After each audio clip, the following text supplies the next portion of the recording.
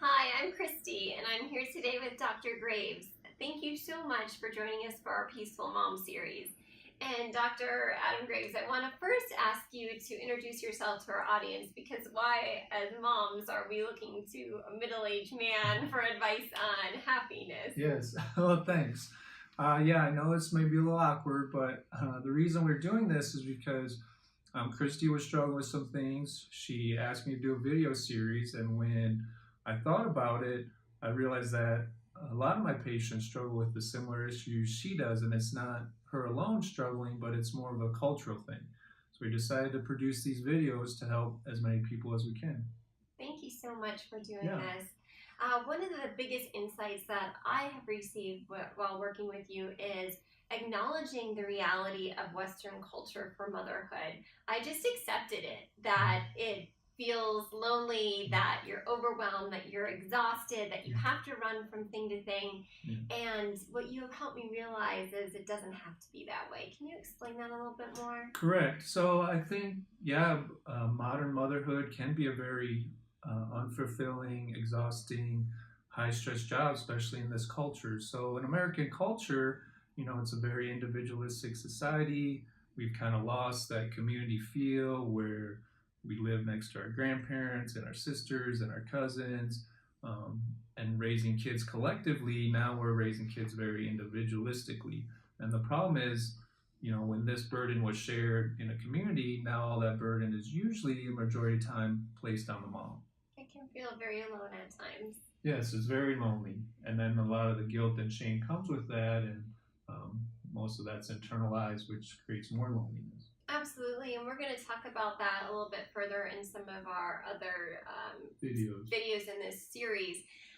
One quick thing before we end this first introductory series is what are 3 things that the audience can do right now to change their perspective on motherhood? Sure.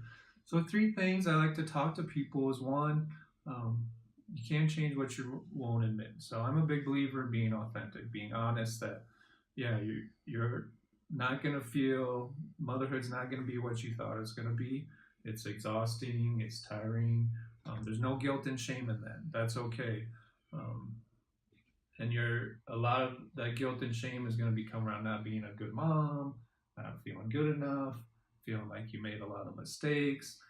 Those are just part of motherhood, but there's no guilt and shame in that. What becomes isolating is when we pretend that's not there, or try to hide it down.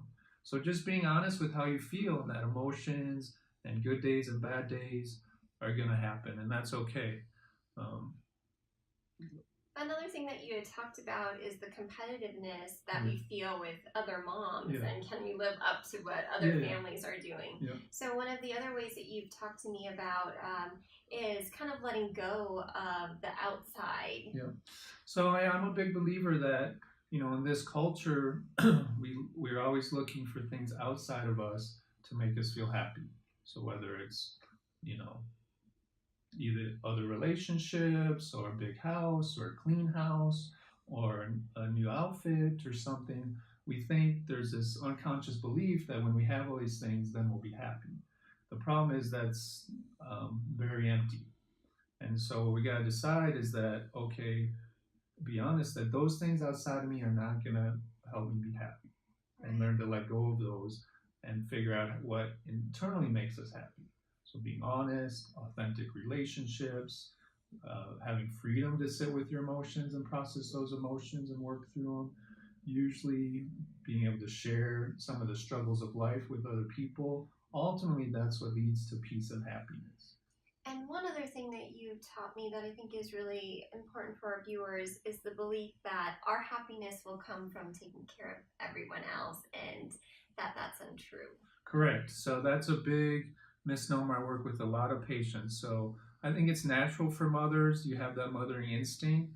The problem is, I say this probably a million times, I feel like, it's just like on the airplane. You put the oxygen mask on yourself and then your kids. So we have this belief that if we take care of our spouse, we take care of our kids, that women are going to be then taken care of.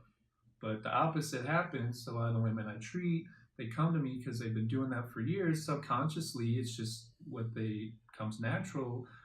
and they're exhausted, they're not sleeping, they're depleted, they have anxiety, depression, they're needing sleeping pills or extra alcohol or extra carbs, things that aren't really fulfilling and making them happy, but they don't know what else to do.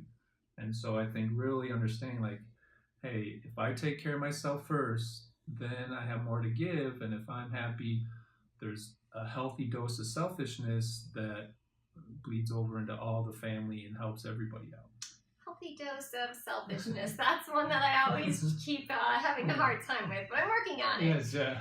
Well, thank you so much, Dr. Graves. And so just as a reminder, or kind of just to recap of the three things: be honest about motherhood. It's okay to cry.